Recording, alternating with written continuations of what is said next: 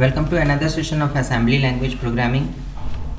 Today we will discuss about the list file, how to produce the list file and how to understand list file. Then we'll talk about map file also.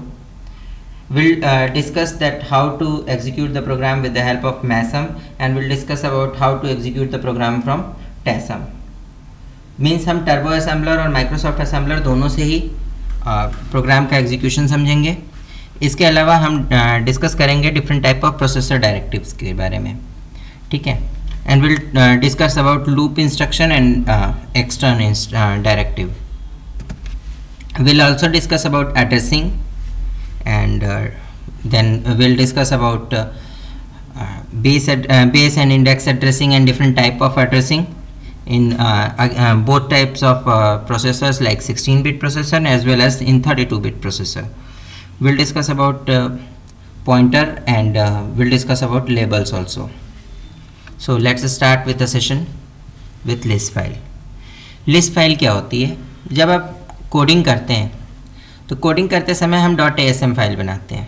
For example हमने suppose hello करके file बनाई थी. सो hello.asm is the base file. इसके अंदर हमारी coding लिखी हुई है. जब हम इसको एग्जीक्यूट करते हैं किसी भी आपके सपोज़ असेंबलर से, for example suppose I want to use MASM और TASM. सो MASM के लिए ml कमांड यूज़ होती है फॉर एग्जांपल. तो so I have taken ml space and then hello.asm. So इसके हेल्प से जब आप एग्जीक्यूट करने जाएंगे तो you will get object file that is created by default and it will ask you that whether you want to have the map file और source listing. ठीक है, सोर्स लिस्टिंग नॉर्मली उस केस में ज़रूरी होती है जिस समय आपको जो है रिक्वायरमेंट होती है एरर्स की. सपोज़ अगर कोई एरर आ रही है प्रोग्राम के अंदर तो उस एरर की लिस्ट वो पहले ही दिखा दे. ठीक है, इन that case you can use the switches like /ZI/FI and /FM. Now hello.list को जब हमने ओपन किया तो इसके अंदर हमारा पूरा का पूरा सोर्स कोड होता है. इसके अलावा MASM ने जो भी एक्टिविटी उस पर की है वो सारी एक्टिविटीज़ में लिस्टेड होती हैं. हम उसमें देख सकते हैं कि yes this has been done and this has not been done.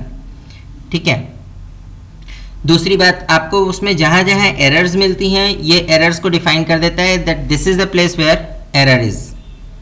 ठीक है, so here it defines you that how much stack it is using, how much memory spaces you are using, what type of variables you are using. Now if we talk about map file, so map file क्या होती है? ये basically आपके data का map create करती है that what will be the actual program flow of your program. सो इस file की हमें रिक्वायरमेंट तब होती है जब हम सपोज़ प्रोग्राम को एग्जीक्यूट करते हैं और उसका रिजल्ट वो नहीं आता जो हम चाह रहे होते हैं. Now just see here in this program what is declared is in data segment there is a message that is of type data byte and here at the end there is $sign. okay, now जब इस message को read करना था तो हमने message keyword use किया. ठीक है, और मैसेज के पहले हमने ऑफसेट कीवर्ड यूज़ किया that means move bx offset of message. ठीक है, सो bx के अंदर फर्स्ट सपोज वैल्यू आई जहाँ पे कि ये h लिखा हुआ था. ठीक है, अगर bx +1 करेंगे तो you will get the second value that means E. okay, now second assembler that we can use is TASM, turbo assembler. okay, in turbo assembler paragraph boundary is defined with the help of dot model.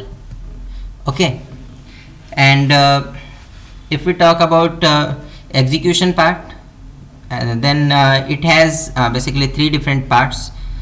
Code segment is from 00 to 20, data segment is from 20 to 30, and stack segment is from 30 to 130. Okay, rest of the part is your extra segment. Now model के अंदर हम क्या क्या define कर सकते हैं? Here we have tiny model, we have small model, we have medium model, we have compact model, we have large model and huge and flat. Okay, what are the differences between this is if we talk about tiny model, इसकी memory requirement जो है less than 64 KB होती है. ठीक है, अगर code की size 64 KB से ज़्यादा है या 64 KB से कम है एंड डेटा सेगमेंट भी 64 KB से कम है, but you require as a overall more than 64 KB, then it is a small. अगर आपका कोड का साइज ज़्यादा है, यानी you require multiple code segments and data का साइज छोटा है, data is 64 KB, then it is a medium. Program को हम कॉम्पैक्ट बोलते हैं जब आपके पास कोड का साइज छोटा हो बट डेटा जो रिक्वायर्ड है उसका साइज बड़ा हो सकता है. प्रोग्राम को हम लार्ज बोलते हैं जब कोड और डेटा दोनों का साइज 64 KB से यानी कि एक सेगमेंट से बड़ा हो. ठीक है, और ह्यूज जब कई सारे प्रोग्राम्स हों, या यू कैन से जब आपके पास बहुत ज़्यादा सारे ही सेगमेंट्स जो है 64 KB से बड़े हों, in that case you can say it is a huge. ठीक है, and we say flat program in that case what happens is there is no segment declaration. Actually 32-bit addressing हम use करते हैं. 32-bit addressing में हम किसी भी memory location को किसी भी पर्पस से यूज़ कर सकते हैं. ठीक है, so these are your different models. Now अगर हम बात करें मैसम और टैसम की, तो ये दोनों ही 8086 के इंस्ट्रक्शंस को ईजिली आइडेंटिफाई कर लेते हैं. बट अगर 8086 से ऊपर के प्रोसेसर्स की आपको इंस्ट्रक्शंस देनी है, then you have to define the respective directive. For example for 386 you have to define .386 और for 586 you have to define .586. Secondly there are some link libraries. Link library क्या होती हैं? कुछ प्री डिफाइंड फंक्शंस आपके होते हैं जिनको कि आप यूज़ कर सकते हैं विद इन योर प्रोग्राम. ठीक है, अगर आप इस तरीके के किसी प्रोग्राम को यूज़ कर रहे हैं तो उसके करस्पॉन्डिंग जो लिंक लाइब्रेरी है, you have to mention that library along with your program. For example here this one is the link library IRvine, and along with this intl.io.asm is the file that is using some IO device. Okay, so in execution part we mention it that what are the libraries linked, and then we can mention the assembly file.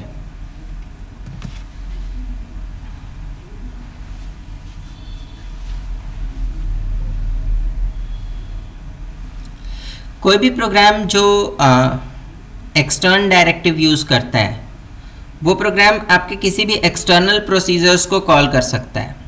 External procedure मतलब procedure is written in some library function, library file, and that library is called along with your program. तो आप उस data को अगर use करना चाहते हैं तो you can use extern keyword. Okay, here one example is you can see that extern read int and colon, then in read int whatever the procedure is written. So read int is the name of the library where from it has to find out. Okay, and name of the procedure is proc. Or in the lower one you can see here as extern byteware. Byteware is the library name and byte is the type of variable. It is defined in byteware. Okay, So in this way you can find externally what are the procedures defined, you can use them in your program. Now there is a term loop. Loop क्या होता है? जब भी कभी हमें कोई काम बार बार activity perform करनी है तो उसके लिए हम लूप इंस्ट्रक्शंस को यूज़ करते हैं. ठीक है. लूप कभी भी जंप होता है तो वो किसी लेवल पे जाकर रुकता है. CX के अंदर हम क्या करते हैं कि ये डिफाइन कर देते हैं कि लूप को कितनी बार एग्जीक्यूट करना है. ठीक है.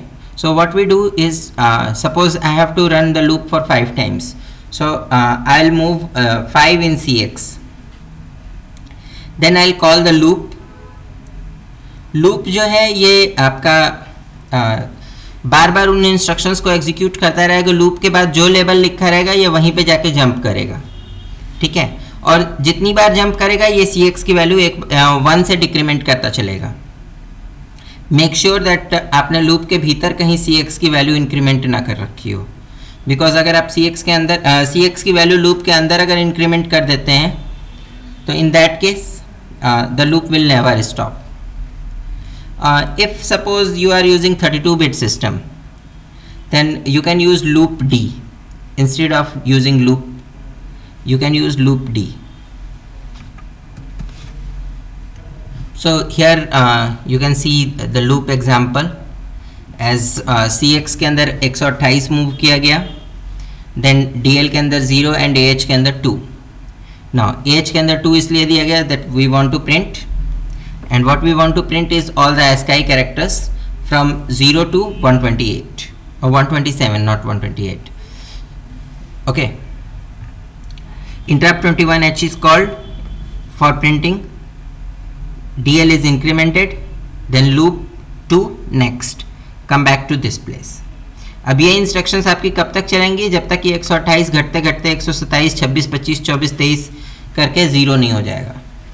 यहाँ पे ये पहली बार इंस्ट्रक्शन, जब भी लूप इंस्ट्रक्शन कॉल होगी तो CX की वैल्यू ऑटोमेटिकली डिक्रीमेंट हो जाएगी. ठीक है.